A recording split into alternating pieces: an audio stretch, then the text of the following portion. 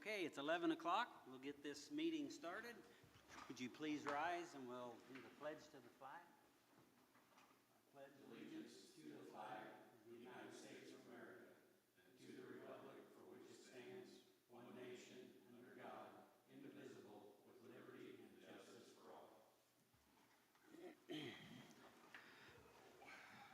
Okay, welcome everybody to the BZA meeting. My name is Steve Canfield. I'm the chairman. I guess we're ready for the minutes. Have you looked at the minutes, guys? Any changes, corrections? I'd like to make a motion to approve the minutes. I'll second that. Okay, all in favor? Aye. Aye. Okay, that's taken care of.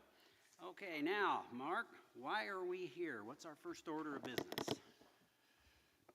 Okay, your first case today is ZV 2509.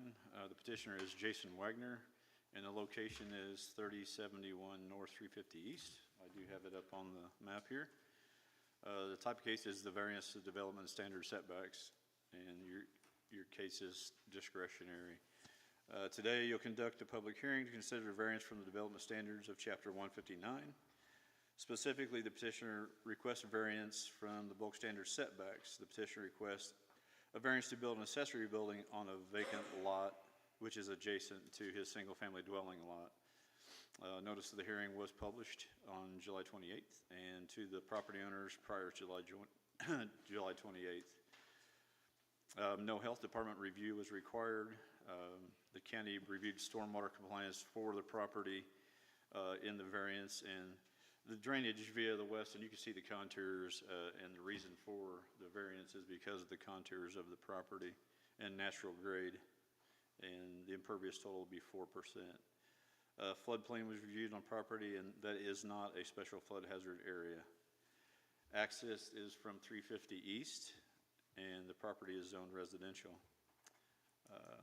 The property will not need an address because it will be joined to the property to the south owned by Mr. Wagner, and it is served by well and septic. The owner is requesting reduction from 60 foot to 30 feet. Staff does recommend approval of the variance with a condition and normal condition building permit approval required from Montgomery County. Okay. Is the petitioner here? Yes. Could you come forward and just tell us what you want to do and why you need the change? Yes, we're building, wanting to put a pole barn in for storage for a camper and tractor and vehicles and such. The lot line, I don't have enough room because of the drop off on the back edge of the property. It's about a 40-foot drop. I put on there for a 30-foot from the road. I really think it's going to be around 40 feet, but I just wanted to make sure to put a little bit of wiggle room in there. And that's it. Okay. You guys have any questions for him?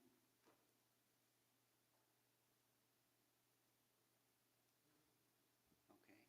I guess we'll open this up. Thank you, sir. Thank you. I think we'll open this up for public hearing.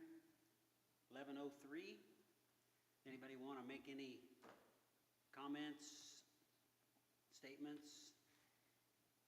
Okay, then I guess we'll close it at 11:03. Is there any other? I'd like to know, where is this in the county? Sure. 350 East, north of 300 North. Let me clean up my screen here a little bit and zoom out.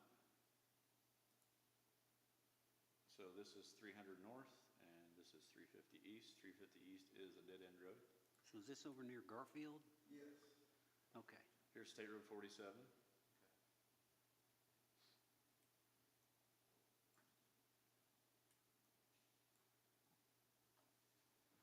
Okay. Is this near the Bernard Carl Farms down in that area? A little bit, yeah, they're just a little bit farther west. Okay, okay, okay, If you go through the woods, it's close. okay. Yeah, I used to live there at Garfield, so. Okay. Mark, any other comments on this, outside comments? No, we didn't have any outside comments. Initially, the previous owner had filed for a permit for the location, and Mr. Wagner has purchased that. the previous owner was going to have the same issue with the setback, so. Mark, does the county have any plans to widen that road that you're aware of? No, they do not. You think It is that's not on the probably hip. not very likely? It is not on the hip. You said it's a dead end, is that correct? Okay. Gotcha. Probably no need to widen. Dead ends into Sugar Creek with about 150-foot drop off the street. It does.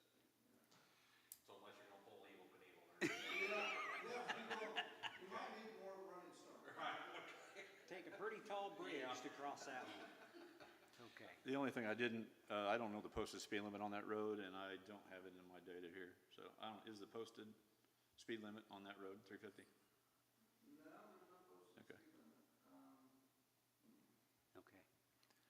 I would just say for the board, your 5 factors, this case fits into some of your criteria in that, as you know, it would not appear to be injurious to anyone around, or probably have any effect on surrounding properties. Practical difficulty is, this is a good example of a practical difficulty in that if the relief is not granted, in order to build a barn this size would require substantial earthwork and probably some retaining and a lot more expensive, and that's kind of practical difficulty right there. And then the 5th criteria, which we don't often see, this is a perfect example of when your factors say the need for the variance arises from some condition peculiar to the property. And this is a perfect example of this may not be the exact location that Mr. Magner wants. The terrain dictates much of the decision-making, and so this is a good example of a case for a variance under your criteria. Don't have anybody have any more questions? I'd entertain a motion. I'll go ahead and make a motion to approve this with following the staff recommendation of what was listed here. Second. Okay. We have a motion and a second. All those in favor? Aye. Aye. Okay. All right. You're good to go. Thank you. Okay, Mark, what's next on our agenda? Sure.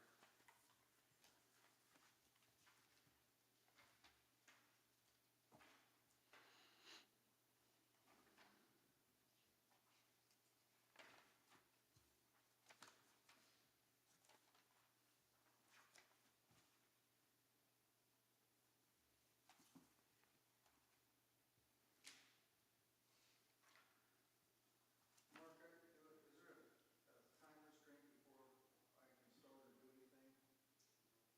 I'll get your permit issued end of the day today. Oh, yeah, that's fine. Are you guys, are we good to go then, or?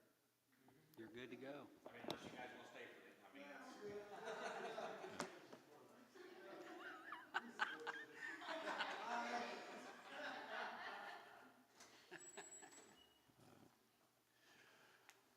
Okay, case number 2 is ZV 2510. Petitioner is Sasha Graham. The location is 7179 South Cindria Lane, Ladoga, Indiana. Type of case is variance of use. It's discretionary. Today you'll conduct a public hearing to consider a variance from use from Chapter 159. Specifically, the petitioner requests variance from uses for a residentially zoned property. The petitioner requests a variance of use to have a small business on a residentially zoned property. The small business fits inside the commercial classification. The property exists with a single-family dwelling and accessory structure. The petitioner requests variance from the Montgomery County Zoning Code for a commercial business building on the property, and the location is in Country View Estates subdivision, which is south of 700 South and Clark Township. Notice was published on July 28th and to the adjoining landowners prior to July 28th. Again, they are requesting a variance to place a small business building on the property. The business building will house a dog grooming business with the expected daily client traffic of 3 to 4 per day. County has reviewed the site for stormwater compliance. Property was reviewed based on the size of the property and the improvement plan for the site, and it would be less than the 35% impervious ordinance requirement. access to the property is via Sandria Lane, which is a privately owned road by the homeowners association. The gravel private road is maintained by the owners of the subdivision. Sandria Lane is also a dead-end road without a cul-de-sac. The property is zoned residential, and the new addition to the property would be served by private well and septic. Staff recommends denial of the variance. The use and the value of the properties in the Country View Estates would be impacted by the maintenance of the private gravel road that serves the subdivision. And the variance does not follow the intent of the comp plan for subdivision areas.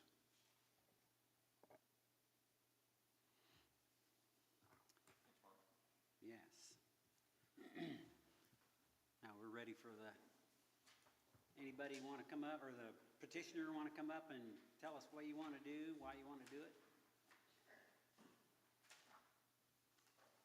So the plan is just to put a structure in next to our home for my dog grooming business. It's a pretty small operation, like 3 to 4 clients a day, and it's one-on-one, so it's not everybody at once. It's appointment-based. Okay. And I do have the man who runs the homeowners association. We have already gone through that to get it passed to be able to have my business as far as the homeowners association bylaws.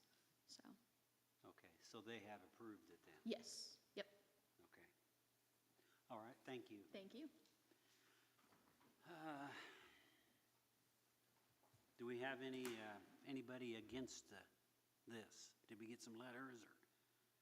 Do we have any public comment? Yeah, oh, okay, that's right, yes. Okay, yeah, we'll open up a public hearing at 11:12. Anybody want to come up and make any comments? Okay, I guess we'll close the public hearing at 11:12. And you say we do have 3? There's actually 4. I sent one yesterday to you, so that Okay. you should have 4 letters, and they are in your packet. So Mark, I got a question here, I just trying to roughly count. So to get to, how many, in this subdivision, how many houses are served by this, I guess, single lane, just out of curiosity? Can I show you on that? Yeah, that's fine. Yes. So, Could you come up here? Can you come up here Excuse- before we- Come up here to we this. can't see it very well. Yeah, the homeowners association doesn't start until right here. Okay, So like this house, these houses here are not in it. okay. So it's here, and this is our house, okay. and it's just these right here. So you're actually just the first house on Yeah, that? we're not gonna pass anybody's house.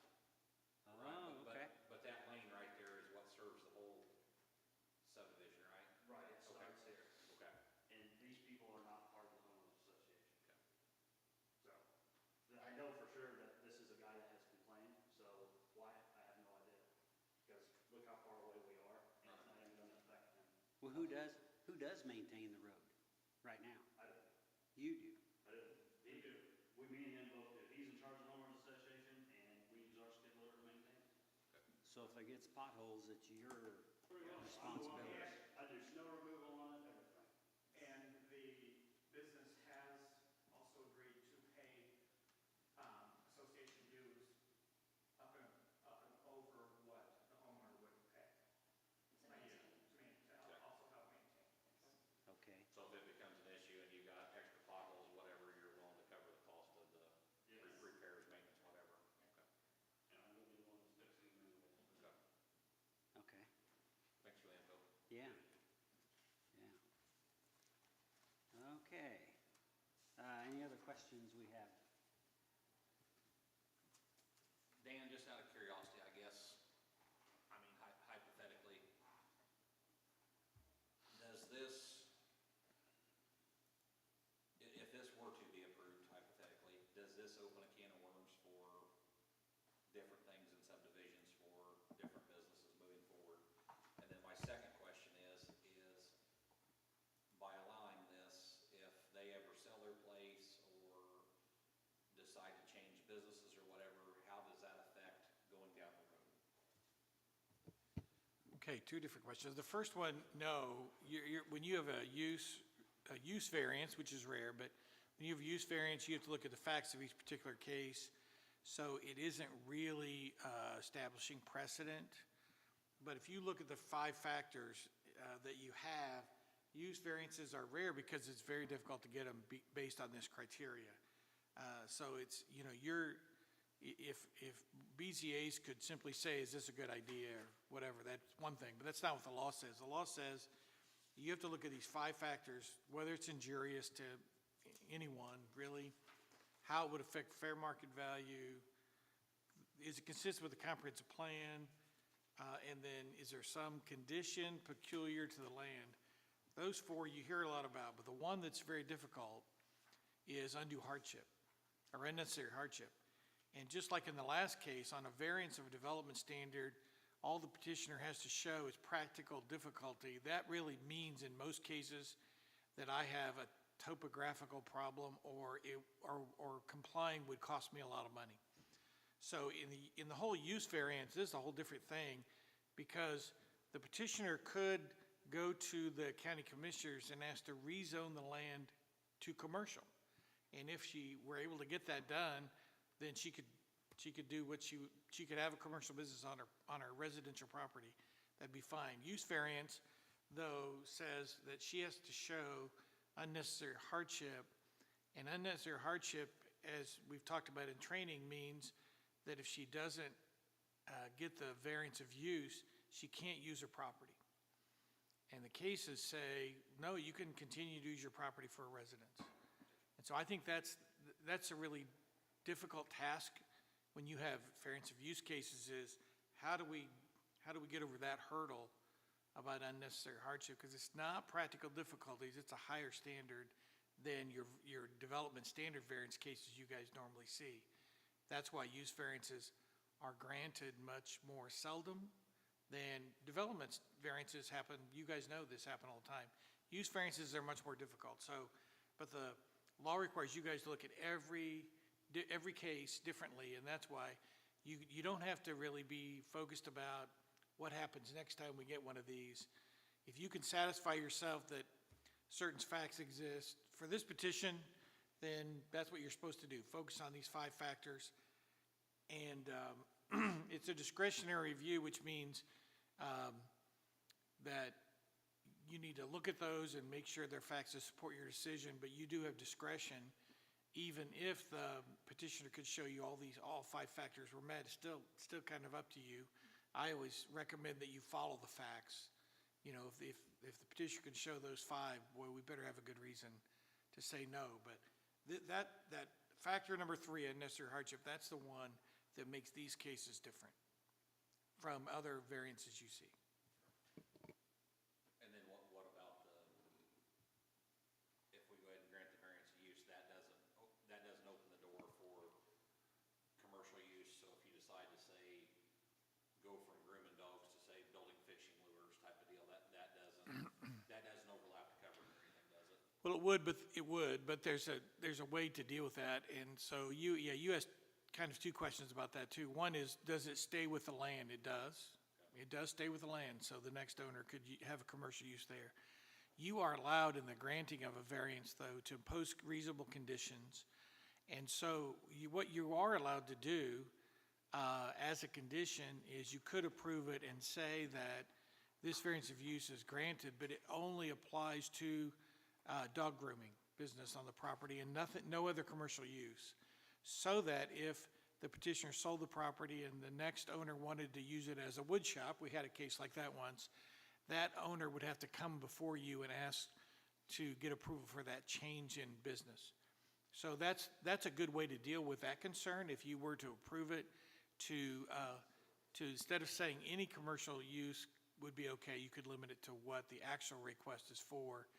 Again, just making sure that you're limiting the approval to what is being asked for and not opening up, because commercial is broad. If you look at the use table about what's allowed in commercial, there's a lot of things the petitioner probably wouldn't even want on their property, let alone us. But that is a really long use table. There's probably 30 uses there. So that's the way to deal with that, John. If you were looking toward an approval, is to condition that approval to exactly what is being asked for.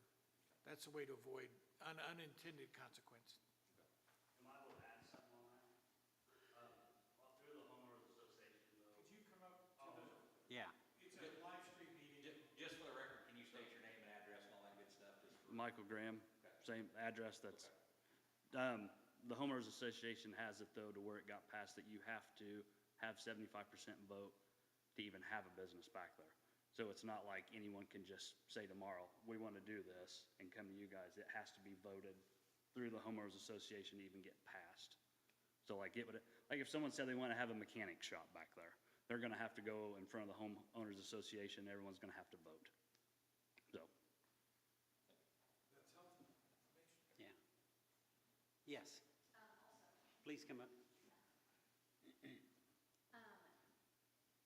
When I did go around to get approval for the homeowners association, something that was discussed with the other property owners in the area was to, if we were going to amend the bylaws, was like, you know, like you had mentioned, if somebody were to own the property in the future and they wanted to put a different business in there, if there is any other differing businesses, it would have to go back through the homeowners association to get approval.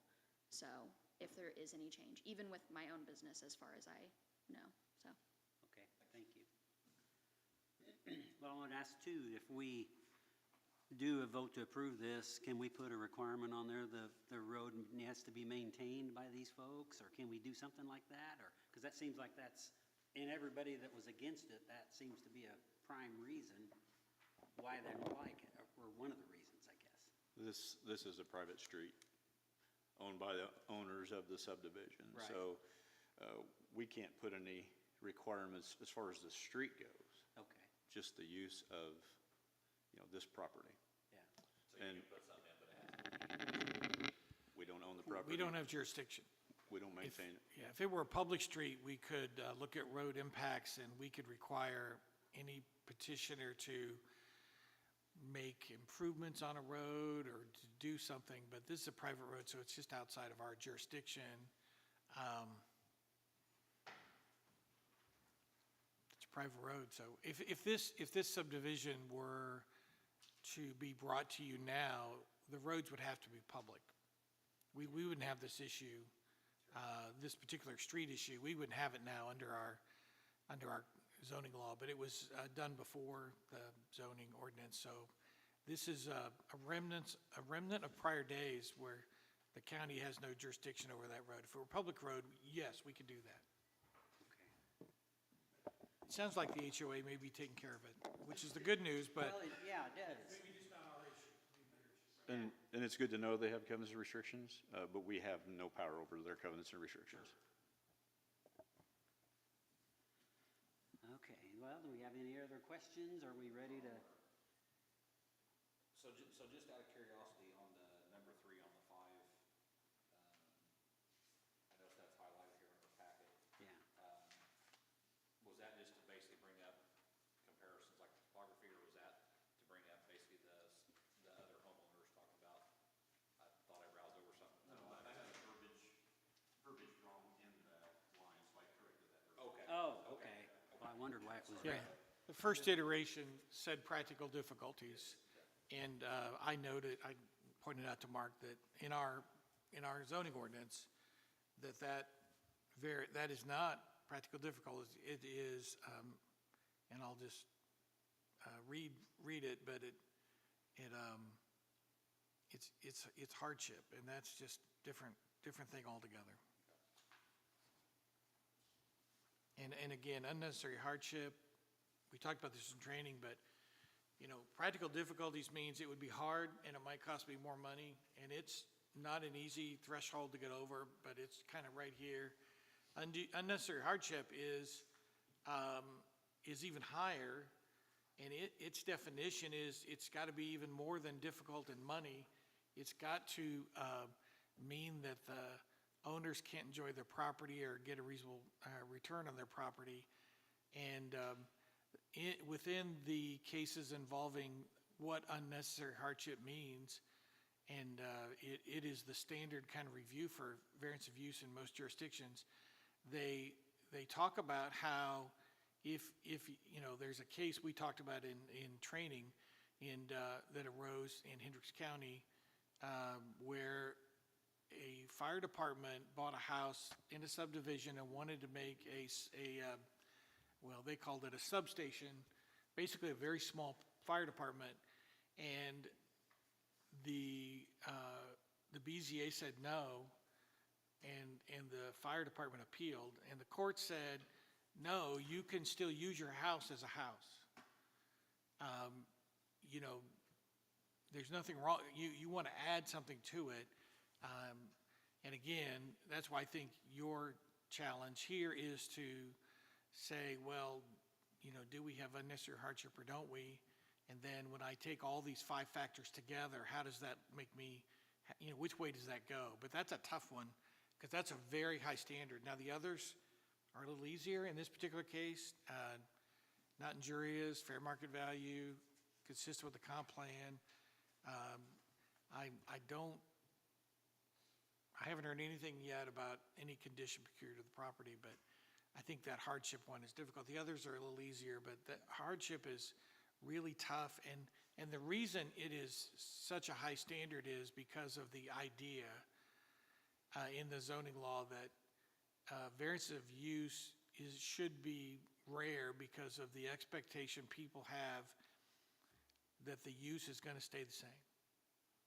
Now, we do allow changes. It's not like we never allow variance use, but it's not nearly the same thing because of this higher standard as the development standards variance that, like the case you just had where you're saying 30 feet, 60 feet setback, the threshold for that is much lower.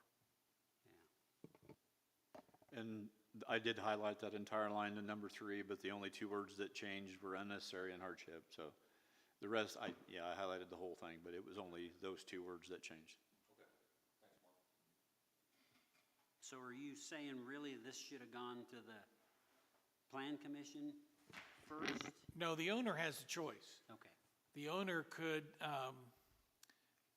either ask for a rezone or ask for a use variance. Now, for a home in a subdivision that is bound by covenants in their property, this is probably the only practical option that they had, because I don't know what the county commissioners would think about rezoning one lot in a subdivision. That would be very unusual. So I think the request is the best one the owner can make.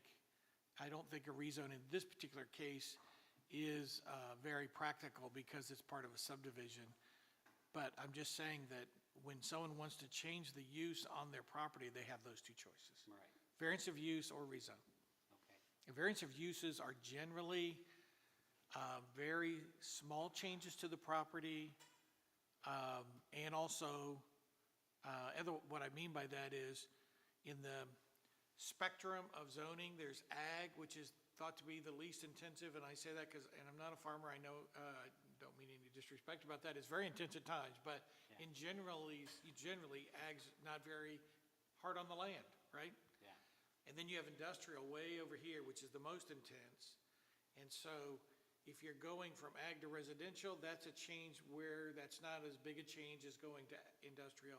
Same with this. This is not asking to skip over some uses. This is the residential and then the next use commercial. So they are side by side in that spectrum. And so in terms of that consistency, that makes sense. The change proposed is, you need to look at how intense is the use, which I think the petitioner has noted, not very intense. 3 to 4 customers a day, not a lot of traffic. It's not a McDonald's drive-through, and it is probably the nature of that business, for all of us dog owners we know, is, it's not going to be a 24-hour business. It's going to be like normal hours. Maybe 6 days a week though, right? Maybe. But, and obviously the petitioner could put her business in a retail center and try to be super busy. But again, I think she's presented evidence this would be a low impact use. And so when you start evaluating it, I think that's a really important fact, is how much would the change really impact the surrounding area? Not just, I would caution you, not just the owners in the subdivision, all the owners in the area is what you're looking at. So it is kind of isolated out there. I've been there. I know one of your neighbors, been there once. But I mean, it's kind of isolated in terms of there aren't 100 houses around it. But I think the nature of the use works in the petitioner's favor. Not all these factors work in her favor, but this factor works in her favor, that it's a very moderate commercial use, not an intense use. And so that's a factor you have to consider. Okay, any more questions, guys? Just thinking about how it's laid out. Yeah. Okay, I guess we need a motion one way or the other. What are we thinking?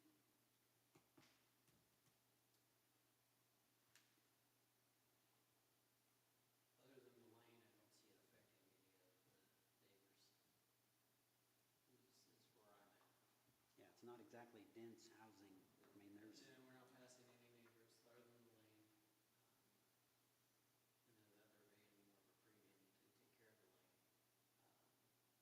the lane. yeah, and they've got that worked out with their housing association anyway. Yeah. Through people coming down the lane, that doesn't mean that if another family lived in there that had more family members, that would create more traffic in the future. The neighbor has band practice every Friday. Oh, sorry. You know, you can't stop that, or more kids get of age and they have a license, there's a law down there. I think that fits on the homeowners association, who's actually gonna take care of that lane. 2 acres. Yeah. How do we do that? It's 2 lots and they're combined. Let me ask a question. Would the petitioner come up? I just have a quick question. Something I just thought of. So on the, I'm thinking about the unnecessary hardship factor. Although it would still involve use variance, but you own 2 acres there? Is that correct? I do not, I live there. Yeah. My mother-in-law owns it. Okay. Yes. But it's 2 acres, okay. Yes. So, so what the owners could do is, it is 2 lots. I noticed this line, I didn't really notice it before, but the line on the property, north-south. So the owner could theoretically split that property so that instead of being one combined parcel with 2 different uses, you know, you could really separate it and treat it as one lot. They would need HOA approval for that with restrictions, but that's something that might go to the benefit of the petitioner on this unnecessary hardship issue. Might help the petitioner just a little bit on that, is that, of course, there would be a lot of trouble to do that. And that kind of goes a little bit to something procure the land. It is a combined, it's 2 lots in one, and that might be something that sways that factor a little in her favor. And if I could, so Lot 5, which is the back end of our lot, we originally had talked about putting the business there. We were against it because it does go past 2 neighbors' homes.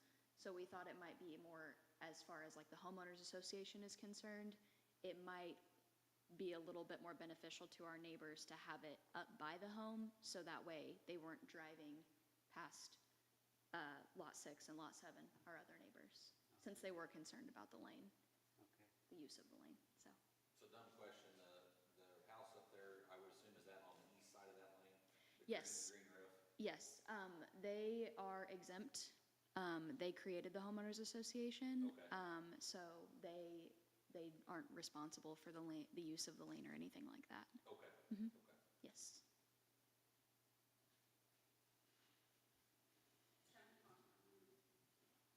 Sure, come on up.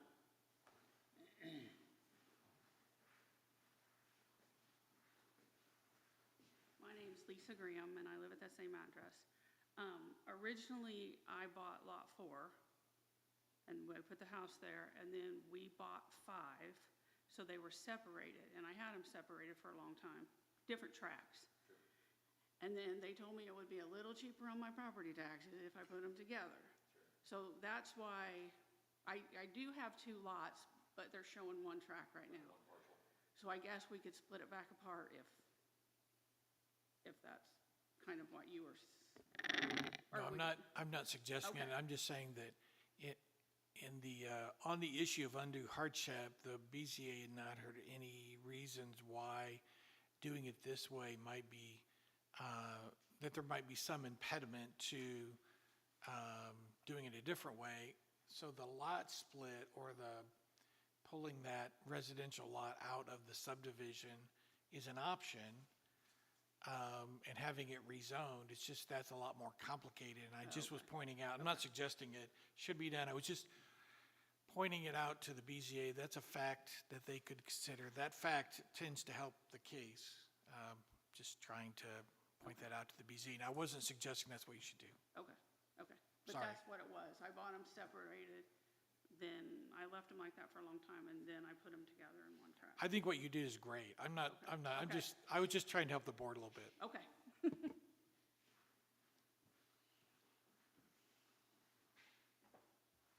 Well, guys, what do you think?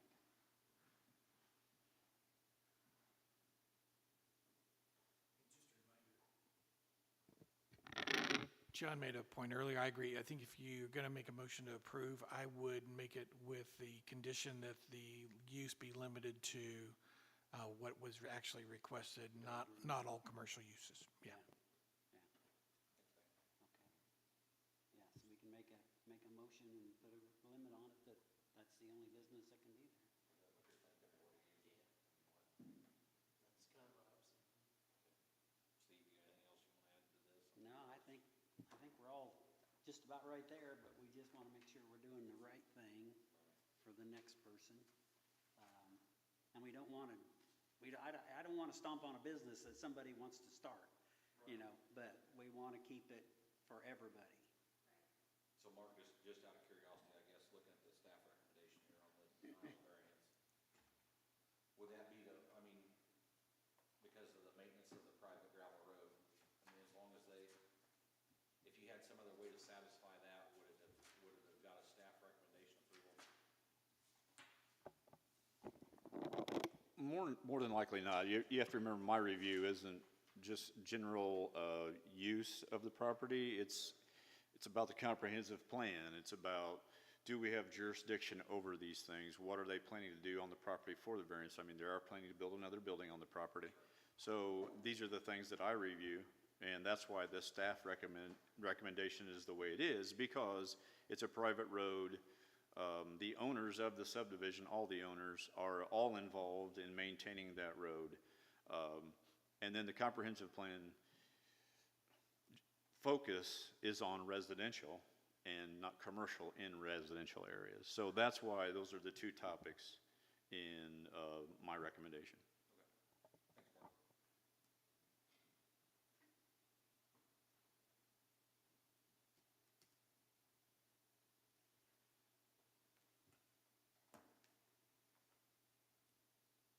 Well, if you guys are ready, I mean, I'll make the motion I'll make a motion. Go ahead, guys. Well, I make a motion to approve this, but we also make the limit on that it could only be that certain business, and that's all. Dog grooming business, yeah, because I don't want to open it up for, you guys put that in, and the next guy wants to put in a car repair shop, and you have 40 cars sitting around. You know, so I want to put a limit on, and I'm torn because I don't want to go against Mark's recommendation, but it just seems to me like that this should work. So that's I'm the same way. I'm kind of torn because of the comprehensive plan, yet I don't want to, yeah, I don't want to deter a small business that wants to open either. You know, I can understand some neighbors have some concerns about this, and I get that. But on the other hand, I don't want to, yeah. you know, if it's going to be, I guess it makes it a little easier that it's not going to be as impactful to the existing neighbors, I would assume, to the west, the back of the lane there, I would assume. Yeah. So, And so that's my motion, and we need a second. Second. Okay, all those in favor? Say aye. Okay, we've got it. You're good to go. Okay.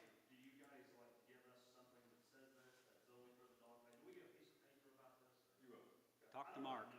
Talk to Mark, he's the administrator. Mark's the guru. Mark's the guru, yeah. Yes, you will receive that. Okay, all right, thank you. Well, that was pretty interesting. It kind of threw me when Mark didn't recommend it. Because I coming in, I don't get to vote. Why don't we go ahead and carry out our business? yes, okay, now, any other business? I do not have any. Okay, then I guess we're looking for